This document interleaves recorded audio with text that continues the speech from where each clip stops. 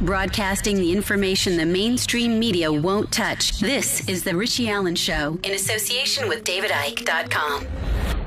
Let's welcome our next guest to the show. Now, I told you a couple of minutes ago, she is a writer, a campaigner and a social worker. She was recently the vice chair of the British Association of Social Workers. Now, she left that post to chair the steering group for the adoption inquiry. She's been writing lately and campaigning against the Named Person Act, which, as you know, we've spoken about it on the programme, is coming soon to Scotland. And she's been very outspoken, which I think is a brave thing about the family courts, considering her own position. Delighted to welcome to the programme from Edinburgh, it's Maggie Mellon. Maggie, welcome to the show. Hi. How are you? Hi, good evening. Nice to have you on, Maggie. Thanks for doing it. Yeah. Really important, this subject, I think. And I've been reading today a paper that you wrote called The Named Person Debate, the Case Against It, and your reasons for opposing it. Terrifically well written, Maggie. And Thank you. It is. And I'm thinking, tell us about Scotland. How well known is this Named Person Act amongst everyday folks like me in Scotland? Are people talking about this, Maggie? Well, I think they're beginning to more. I don't think people were very aware of it coming in until recently, and then it's become quite a controversial topic. I think the article you're talking about I wrote was the progressive case against the Named Person Act, because it's become a bit of a criticism of the. It's not the Named Person Act, it's the Children and Young People's Act, and in it they've got this provision that says every child in Scotland will have assigned to them a named person. At different stages of their lives, it'll be a different role that will take that on. Health before they're 5, school after that, and that's it basically. And so it comes in the Children and Young People's Act, but it's become, now once people are aware of it, I think people are beginning to ask what on earth it's about and what it will mean. And the government's been a little bit short of answers, really, or they keep chopping and changing about what the answer is. So it's not been well prepared, and it was an ill thought out piece of legislation, I think.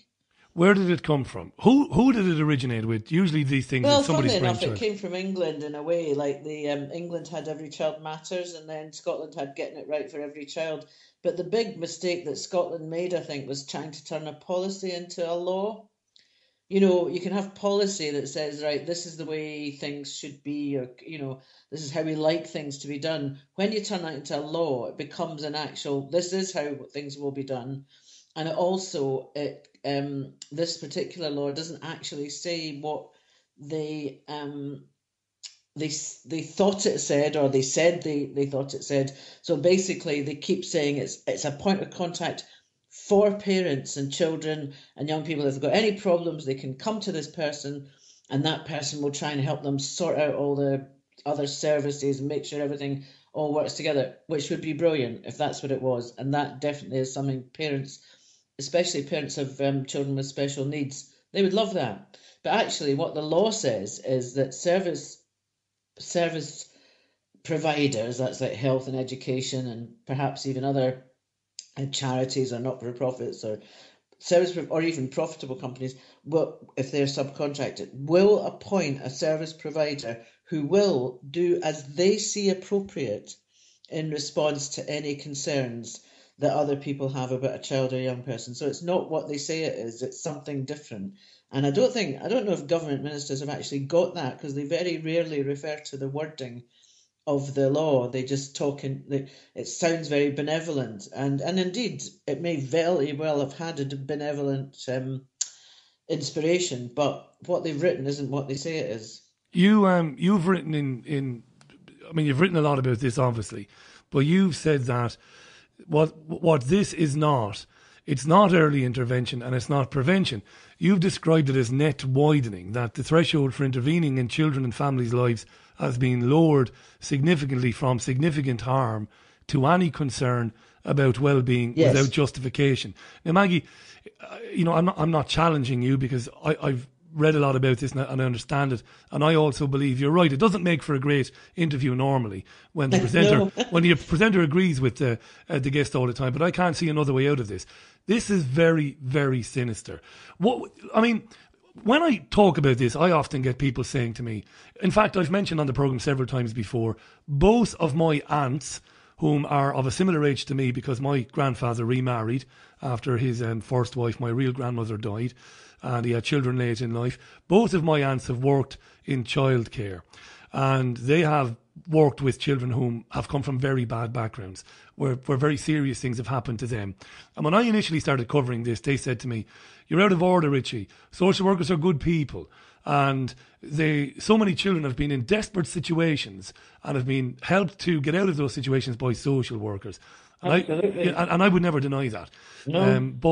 But this is something else entirely, and we'll come to the numbers in a few minutes. The numbers of children being taken out of the family home and all that goes along with that. Christopher Booker in the Telegraph and Ian Joseph. We can talk about some of that. But when did you see it, Maggie? You're a social worker. When did you start to see that the scope of your job and what you were doing was changing? Well, I'm now 61, so 20 years ago, I found that statutory social work, I couldn't just get with the direction of it, which was increasingly that it was all about child protection. You were approaching every family as if they were a risk to their children. You were, which doesn't mean you don't sometimes have a healthy suspicion. You've always got to, if there's harm coming to a child or a child's not doing well and they might have injuries, obviously you've got one of your things in your head has got to be, are they, is there something going on? But generally, I just couldn't get with it. When I started thinking, wow, if a social worker, I've got two children and they were young at the time.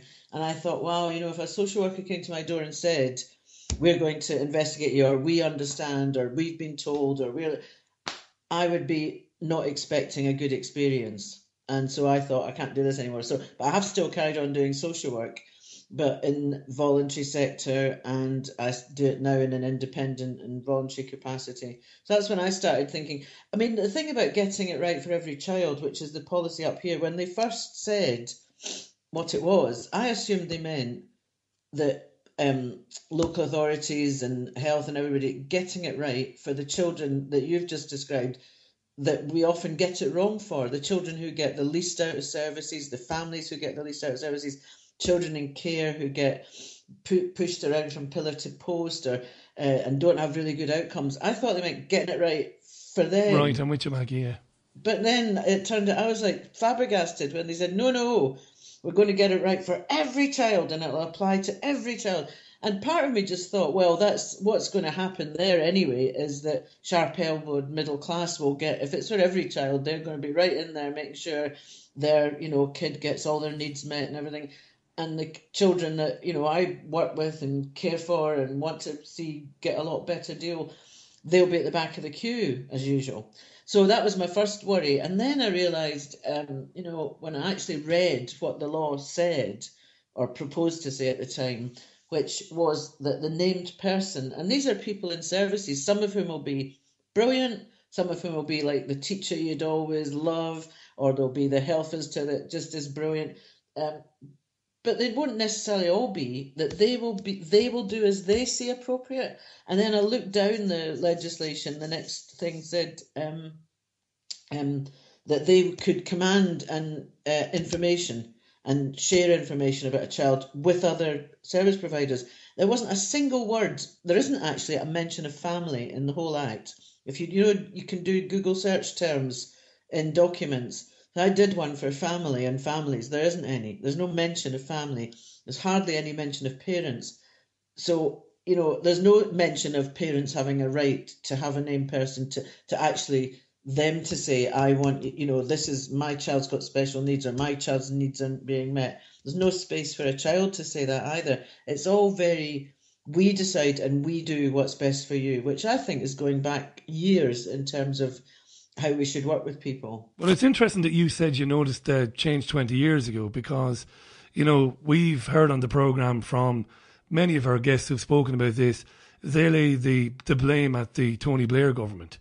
Back in the mid to late 90s when Blair came to power. Yeah.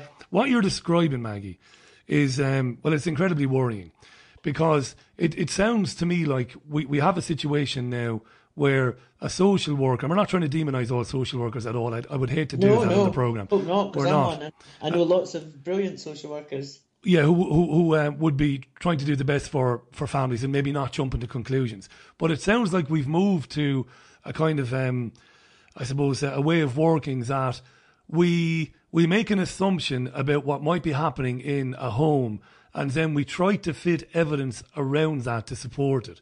Is that fair? I'll tell you that. I'm asking you that because we had an anonymous email from somebody claiming to be a social worker a few weeks ago. Now, Maggie, I'm a half-decent journalist, so I'm not claiming that. I'm not claiming that as absolute, proof that this person is a social worker.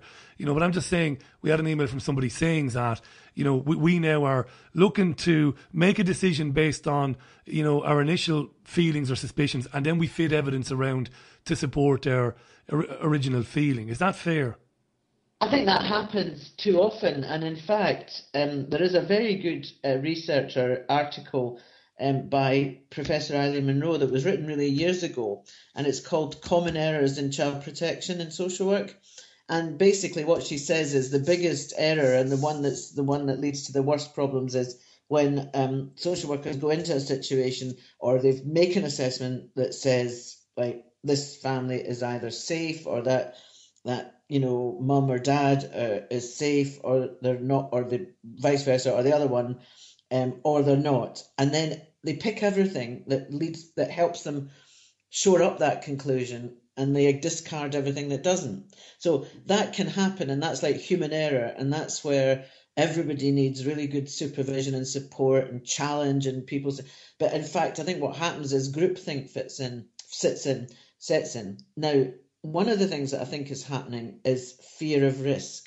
And I mean, social workers, like in Haringey, after the Climbia case, and then after the Baby P case, and Haringey is an authority I worked in before both those cases, and there were some brilliant social workers there and some great practice, but social workers there got absolutely pilloried, and in both those cases, there was only the social workers who got pilloried. So I think what happens now is social workers almost see families as a possible risk to them. And I don't mean that lightly. I mean, careers absolutely ruined, driven to nervous breakdown, driven to suicide, being named in the Sun, almost like they killed this child.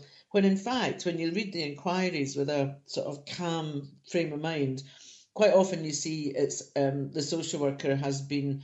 It's not that they've deliberately ignored something or even just been lazy. In the Baby P case, Peter Conley, the social worker was the one who kept taking this child to health and picking up and demanding that the health people, the consultant paediatrician, saw him, and he got an appointment, and keeping on going to the police. So, but it was only social work that got pilloried. So basically, I think social workers have begun, or sometimes can see, families almost as a risk, and therefore it feels much safer for everybody for them to go, right, okay, let's assume that my suspicions are correct. Let me ask you on that, Maggie. Let me ask you on that point. And I mean, you know who you're talking to, you know the sort of programme we are and what we do. And yes, I'm going to suggest that that's a bit sinister, that. I was looking very carefully at one of the most horrendous things I've ever seen in my life a couple of weeks back. Those two women who, the lesbian couple who basically in Fife, yes, kicked the baby to death, basically, yes. And had him in a room with exotic pets and treated him in ways that I think that was his siblings, the unnamed two other children. That's right. Were in the household and presumably part of the family, but we don't know. Horrendous case, they were right? Badly treated, yeah. Horrendous case. And you look at the Baby P case. Could it be argued that because the foster care and the adoption, should I use the word business? Yeah, I'll use the word business. It's incredibly lucrative. It's a thriving business. Yeah. Could it be that somebody is benefiting from the Baby P thing and the story we heard in Fife, and is deliberately using that as a way to manipulate social workers into feeling the way that they feel, and as you just described there, panicking about the prospects of being in the papers and humiliated and losing your job because it serves an agenda that. Am I getting too conspiratorial, or does it make a bit of sense? I asked Ian Joseph this, the lawyer who's based in France, and he actually agrees with it. He said, yeah, they use these cases, to further an agenda. What do you think? Sorry, I've just had to head off somebody at the pass there for shouting in the hall.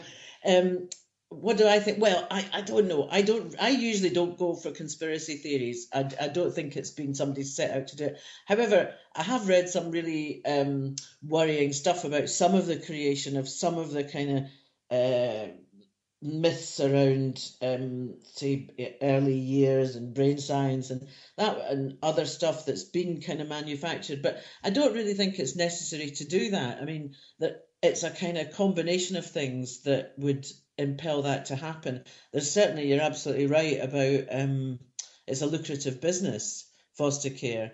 And the same thing, in fact, one of the questions that I think we've got to ask is, are we heading down, the North American route in a lot of things instead of, a more progressive route? Or because in America they had like really high number of children taken into foster care, but into kind of either charities that make a lot of money out of it, because although charities aren't profit making, they can make profits. They can make a surplus on their services by charging X and it costs them Y, and that can build up their reserves. It can pay for chief exec salaries. It pays for headquarters.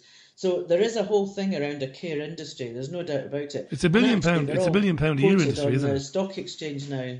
Well, we've heard from people who claim to be social workers. We know one of them is a social worker. We checked her out, and we've heard from others. As I said, we don't know, and whether they are or not. And they say that they have felt pressured at times to take children away as a matter of policy, and that if they do resist that in any way, shape, or form, they end up getting into trouble.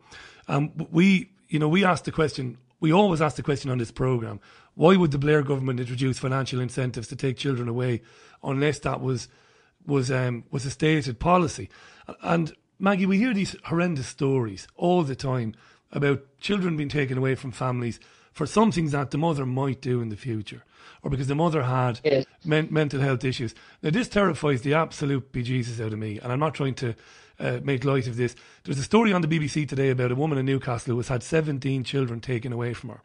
And right now, apparently, the lady has had a bit of trauma in her life. She's had difficulty and she's had problems in the past with alcohol abuse. I made a comment at the beginning of the programme, and I'm the first to say, Maggie, I'm a bloke. I'm a big ignorant gobby Irish bloke, right? I've never worked with children. I've never had to see, as you've seen in your career, walking into a house and seeing the state of the circumstances that some children are forced to live in. So I'm not going to judge any of that. But when you see these stories like today, I'm asking the question, why spend all that money, thousands on the adoption agencies, thousands on the foster families? Why not spend a bit of money helping that mother get back on her feet? Absolutely. I mean, for me, it's tragic because when they took one child away, I bet you she must have been a teenager. She probably had been in care herself, and they took one child away from her and they didn't help her. And who was responsible for those other 16 children being born into such an awful situation? Why was she not helped either when she had her first baby and she could have been helped to care for it? Because I can't imagine if you've lost 1, 2, 3 children at birth, what a trauma. I mean, I can't imagine I'd be anything but an alcoholic or, take drugs or whatever if that happened to me. And actually, I know women who it has happened to who've been incredibly strong and recovered. And, I think they're absolute heroes. And I think, yes, it's a total tragedy. And yes, is that providing babies for some, whatever you call it, there is a market there. There are people who want infants. And there are other people who are having them and having them taken away. So one way or another, that's it's not ethical. Doesn't fit with my view of human rights and the rights of those mothers. Me neither. Maggie is on Twitter, by the way. You can find her. It's at Maggie Mellon. I greatly appreciate Maggie coming on this particular programme. It does take a bit of courage. She is the she's chairing the steering group for the adoption inquiry at the moment, and is a former vice chair of the British Association of Social Workers. She's absolutely campaigning against the Named Persons Act. She thinks it has, sinister connotations. She's spoken about that here. We're talking about the family courts now and children being taken away. from parents who don't deserve it. We've heard some very strong opinions on this programme before about that, not least from Christopher Booker a couple of years ago. Must get Christopher back on the programme at some stage. Not very many people writing about it. Ian Joseph, of course, the Oxford Law graduate who works in France and who has actually helped women abscond, basically, to leave England, to go to Ireland and places like that. And Ian is very forthright about why he thinks this is happening. He thinks it's one of the most corrupt things ever. It's a national scandal. Most people don't understand it's happening. 20,000 children are taken every year from their homes. Of course, we should be grateful for people like Maggie Mellon and her colleagues at times, because children are being beaten in some homes to the point where we saw those two women in Fife, and children are being put in desperate situations. I am a victim of domestic abuse myself. My listeners know this. I was never taken out of the home. I should have been when I was a young boy, but it didn't happen for me. But the vast majority, at least as far as I can see, of people are losing children for no good reason. Maggie, here's the question. And these are coming in from listeners now. I'm not preempting these. 10,000 children go missing from foster care every year. Why is that? And what's happening to those children? Yeah, I don't know. I don't know that figure, and I don't know how right it is. And I don't know what, I'd need to know more about the ages of the children. But obviously, it's not very young children that are going missing from foster care, because I'm just pretty sure that's not happening. It may be teenagers. No, you're right. You're right. It is teenagers predominantly, I think. Yes. Young teenagers to kind of mid-teenagers. You're absolutely spot on. But they disappear, Maggie. They completely disappear. They just disappear from the radar. Social services in these cities around England, they're like, well, we don't know where they are.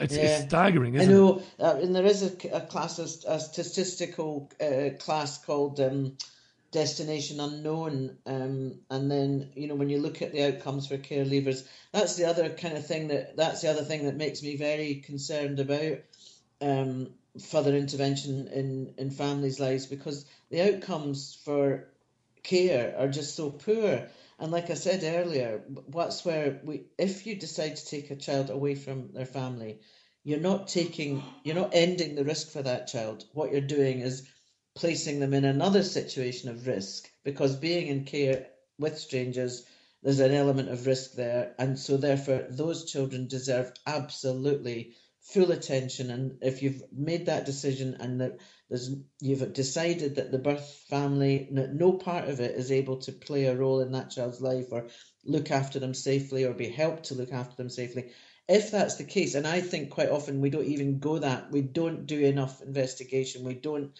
find out what support would be needed or if there's other bits of the family that could step up to the plate on this. But if that's the only solution for them, those are the children we really need to get it right for. And they're being neglected and they're being ignored.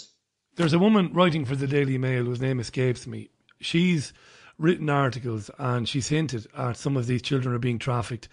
I'm not going to ask you to comment on that, Maggie. You can't, and it wouldn't be right. No. It certainly would not be right of me to ask you to speculate on that.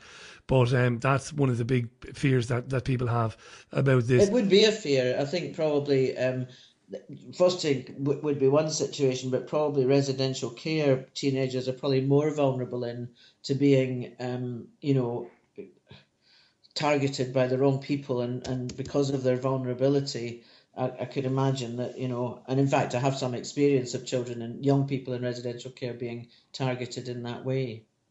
Great to have you on, Maggie. Stay with us for another few minutes because there's loads of tweets, pretty much all positive and complimentary. And do you know what? And again, I really mean this from the bottom of my heart. I feel sorry for people like you, Maggie, because a program like this, we're talking about these things, probably every 2 or 3 weeks. We've had mothers on this program, Maggie, and the stories they tell about how they lost their children. And I can swear to you, even though you don't know me from Adam, that their stories are checked from top to bottom before they come on. I know women. I work with women. I've wonderful group of women up here in Edinburgh, and we're parent advocacy and rights. A wonderful group of women, some of whom have lost children to care, some of whom have actually succeeded in winning them back. And we're on a mission to actually try and change how social workers work with families.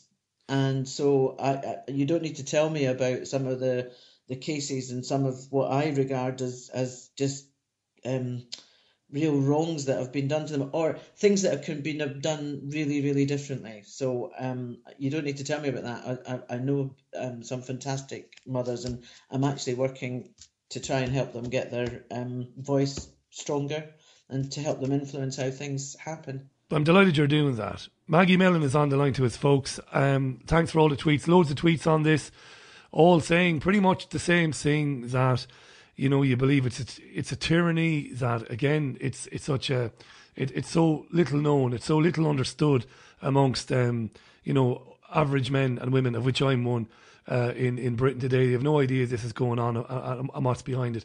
What I couldn't believe, Maggie, a couple of years ago when I first heard about this, I could not believe that parents whom were in danger of losing their child were told, right, you're going to turn up to a court now. And as that court, Maggie, information or accusations were presented to the judge about those parents, and those parents didn't have access to that documentation. In other words, they didn't have a chance to defend themselves against the allegations or argue with the conclusions drawn by the social worker. And then the judge would make a decision, and bang, that's the end of that. I can't find strong enough words, Maggie, to condemn that. I mean, this is supposed to be a free country, a democratic country, justice for all. You know, we're all equal here. We're all protected by the law. To understand that this is happening, and it's happening, you know, dozens of times, maybe tens of dozens of times a day in courts around the country. What else?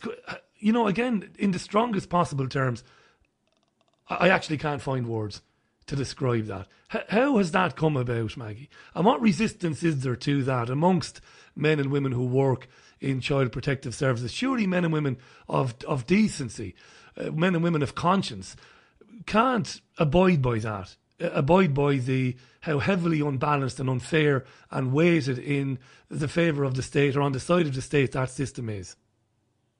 Yeah, I mean, I have to say, it does seem like that, and it just seems as if everything can be against you when you're on your own, you're powerless, and quite often it might be a single parent, a mum, or a family, a couple, but even sometimes, you know, grandparents and everybody weighing in. It just feels like the family have just quite often don't get heard, and courts are necessary, and in fact, of course, a fair hearing is essential for anybody, but that's what the courts are set up to provide. But the balance of power is so against people being able to be heard, and there's an assumption that, you know, the authorities will always be right, that their opinions are right, that their evidence is right, and therefore when the families contradict that, they're sometimes just brushed aside. Or well, they don't get to see it, Maggie, do they? Well, I'm not sure whether. No, they don't get to see it. This is the thing, you see. This is the absolute tyranny of it. The judge gets to see the actual care proceedings. When it's an order. When an order is made, that's right. The evidence is given to a family court judge. The recommendation made by the child protection officer or social worker, or they might use a doctor. They might even use an expert. Yes, and that's when the child's removed in the first instance. That's right. And they don't get to see any of this evidence used against them. That's staggering to me. Imagine being on trial for murder and you don't get to see the evidence the state holds against you. And that's essentially what it is. And that's why I draw my conclusions that, you know, and of course they're privatising all of this, aren't they? You know this as well as I do. They're farming this out to massive companies, to multinational companies, and ultimately you're basically getting kids to order then.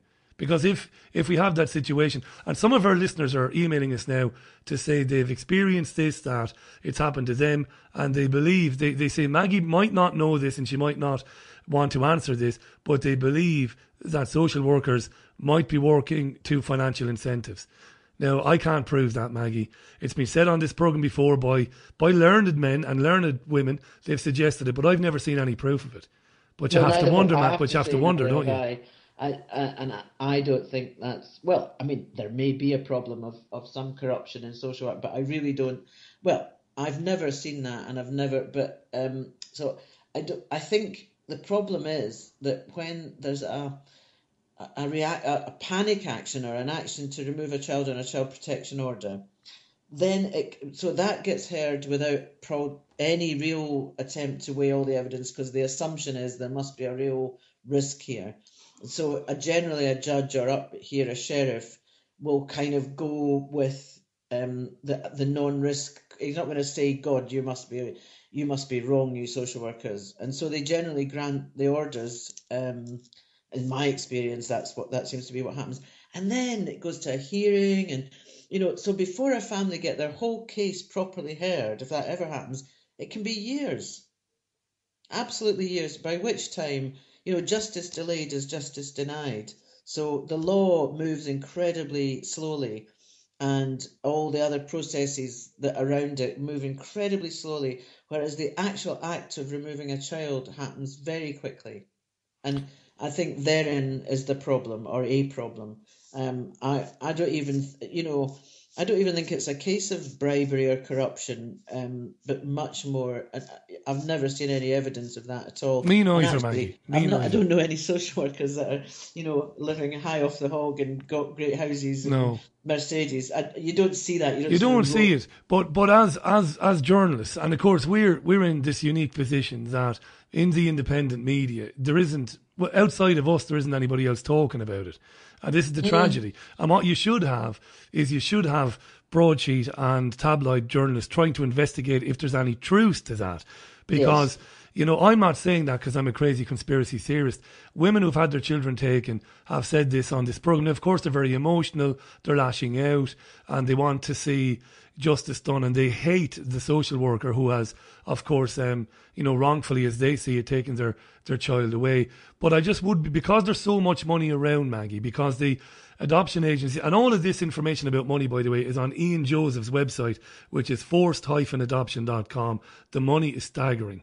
It's staggering. So what women are saying is, well, we have to suspect that there's some sort of a carrot, dangled in front of social workers. But again, the responsible thing to do is to say we've seen no definitive evidence of that. It's tragic. I'm glad you're talking about it, Maggie, and I'm glad that within your profession that there are men and women asking questions, saying, look, hang on a second, we need to maybe have a serious look at what we're doing and overhaul it. And that's wonderful, and I mean that. Tell us about the adoption inquiry. What is it? What's happening? Basically, it's about, at the moment, as you know, and you've been talking about, there's a huge focus on adoption in children's policy in England, and to a lesser extent, but in Scotland too, and across the UK. So and especially in England, the government's sort of come out now saying they want to expand the role of adoption almost as a first option for children in troubled families, and to ensure stability. This is what they say, to ensure permanency and stability for children. Now, social workers are absolutely central to the whole implementation of this policy. Social workers are involved in initiating care proceedings, recommending adoption, assessing adopters, matching children, providing. So in every bit of the process, social workers are involved. And we're just saying, right, this is our professional responsibility.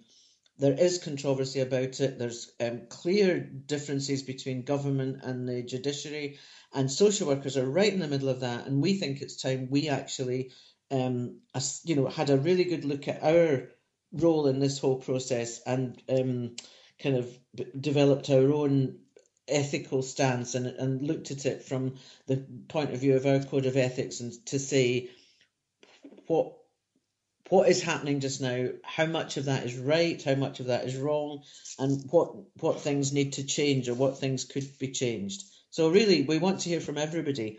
We want to hear from birth families, we want to hear from adopters, we want to hear from social workers, of course, about the kind of, you were saying some social workers have been in touch. We know there's enormous strains and stresses on social workers in their practice, and we want to know how that affects them. If you can't get resources to help a family, and a child is at risk, if you can't get those resources, does that mean, that you will be, We might have just lost Maggie briefly. I'm hoping, if you like, in order to do things that you wouldn't have done, or to pursue a path you wouldn't have done if we'd had the resources. Oh. We just lost you momentarily, Maggie. Hi, I'm back. You're Am I back, here? yeah. We just lost you momentarily. I get that. I think that's a wonderful thing. And I hope, as you said, mums who've lost their children wrongfully, of which there are tens of thousands, it would appear, come forward, and social workers come forward. Just got to mention this. I should just say that, I mean, this is an inquiry, and we've got, if people go on the website, they'll find some organisations that can support and offer advice. The inquiry itself, will not be able to take up people's cases or anything like that. So, and I don't want to create that impression that we can. What we want to do is hear from people in order to get that kind of information and have people's views and have make sure we actually get the full picture. As to how it happened. Yeah. You can't retrospectively try and go back and change decisions. No. Of course, it's important we say that. Listen, while you're on there, just before you go, and this isn't an I told you moment, by the way, it is not, but Sue Reid did write in the Daily Mail in January 2008 an article, the headline of which, How Social Services Are Paid Bonuses to Snatch Babies for Adoption. I knew I'd read that some years ago. Yeah, social services, but not it's not the actual individual social workers. Although there may be a case where I don't know, there might be authorities that pay social workers a bonus for meeting some targets, but that's different to bribery. You're right. She gets into that actually in the article. Yeah. She gets into alleging that some social workers themselves are given financial inducements, and she even talks about children basically, or I mentioned this earlier on, ordered as, I mean, I can't even believe I'm saying this, Maggie, that some people might be able to say, well, we really would like to adopt, or we'd like to foster, we'd like a boy, we'd like him to have black hair, or we'd like him to have blonde hair. I mean, if this is going on, Maggie, but she gets into this in this particular article. Look, we'll watch this with interest. It's something we're going to follow, because we get inundated, Maggie, with women who want to come on the programme to talk about how they lost their children. And it's terrible. I know, and it is just absolutely tragic, and I do worry about what it is that we're creating and what we're doing here, and I do think we need to take a long, hard look at it. Good luck with the inquiry, Maggie. It's at Maggie Mellon on Twitter. You can follow Maggie's there. Thanks for having the courage to come on this particular programme. I'm not patronising you when I say that, but people in your position might say, well, I'm going to give the independent media now a wide berth. But I think you're honest enough to do that, and you're prepared to consider some of the points that we're putting to you. Absolutely. I'm an independent person, so I'm answerable only to my colleagues in that sense, to my and to people that we work for. And good luck to all the social workers in the world who are only genuinely interested in taking children where there's a serious risk of physical or psychological harm, a genuine risk that can be proven. As those people, we would never criticise them at all. Maggie, lovely to talk to you. Thanks for doing it. Thank you. And bye for now. Maggie Mellon on the line to us there from her home in Edinburgh. She is heading up she's the chair of the steering group for the adoption inquiry, and she's a former vice chair of the British Association of Social Workers.